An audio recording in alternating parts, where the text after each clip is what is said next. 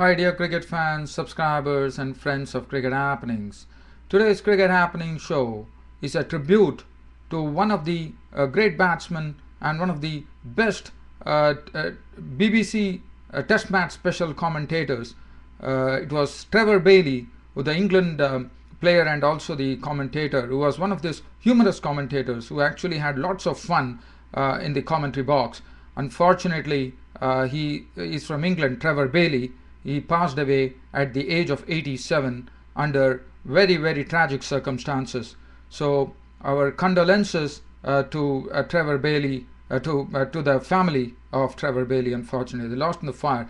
But let me tell you, well, just talking about Trevor Bailey, for people who don't know about Trevor Bailey, well, he was born in 1923, and well, he was a batsman who was not a very attractive batsman, but basically he was a man who used to cement his place, in the sense he used to be like a stone waller basically, and he also had the first class cricket's England's first class cricket slowest half century, which he made in 357 minutes actually. And well, as I said, he passed away in very tragic circumstances, which is very sad, as I said.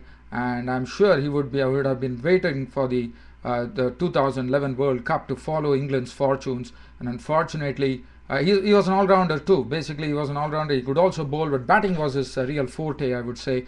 And well, he passed away at the age of 87. So that is how I start. And let me tell you, I have been hearing the Test match special BBC commentaries when Trevor Bailey was a commentator, and with Fred Truman, Trevor Bailey, and there were the likes of Brian Johnston, and it was a beautiful Test match special commentary team which used to give the commentator. I do remember listening to all those commentaries on Test match special during my college days and my school days, where I really used to be glued to the radio just to listen to Trevor Bailey's comments, and Brian Johnston, and also Brian Johnston and Fred Truman.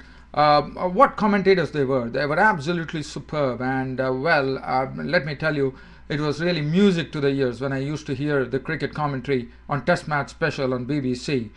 Well, one can only feel sorry for what happened. The only reason being that he passed away under very tragic circumstances. His house was destroyed in a fire and he lost his life.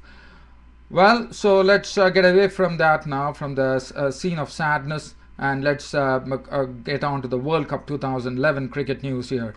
As far as the World Cup cricket news goes, the only news that I don't have much to share really.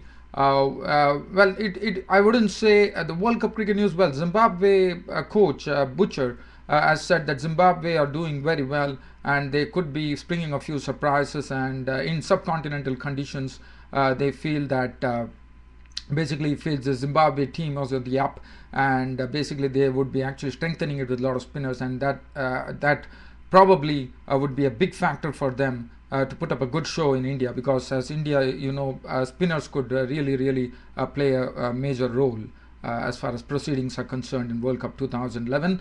And the other news that I have is, as you know, yesterday the Pakistani bowler Junaid Khan got a lucky break at the age of 21 when Sohail Tanvir was ruled out of the World Cup, and he has shown a lot of confidence. He has picked up a lot of wickets on the domestic circuit in Pakistan, and what he has done is his comments coming looks very determined and a very bold player. He says that not only is he a bowler, he's also concentrating on his batting to actually become an all-rounder, and what he is going to do is basically, he has said that if at all he gets an opportunity to bowl against India, he would like to capture the wicket of the maestro Sachin Tendulkar, and that's something very strong words coming from Junaid Khan ahead of the World Cup 2011.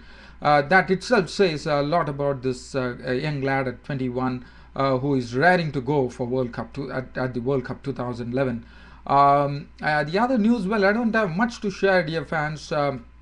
Very light news. As I said, I had to actually talk to you about basically Trevor Bailey's demise. That was what was the main issue here. Yes, the other thing that I have is the IPL 2011 news. As you know, Kochi, India is the new team in the IPL 2011 this year. Mahela Jayawardene of Sri Lanka has been given the reins of the captaincy, and he is absolutely delighted with that. He has a lot of big names there. He has his Sri Lankan colleagues in that. He has Thisara Pereira there, and he also has certain other players which I can definitely tell you there. Brendan McCullum is one of them who is there. Muttiya Muralidharan is there. So Kochi, India, really watch out. Mahela Jayawardene leading the team. Muttiya Muralidharan, Thisara Pereira, the upcoming all-rounder who is going to be playing World Cup 2011.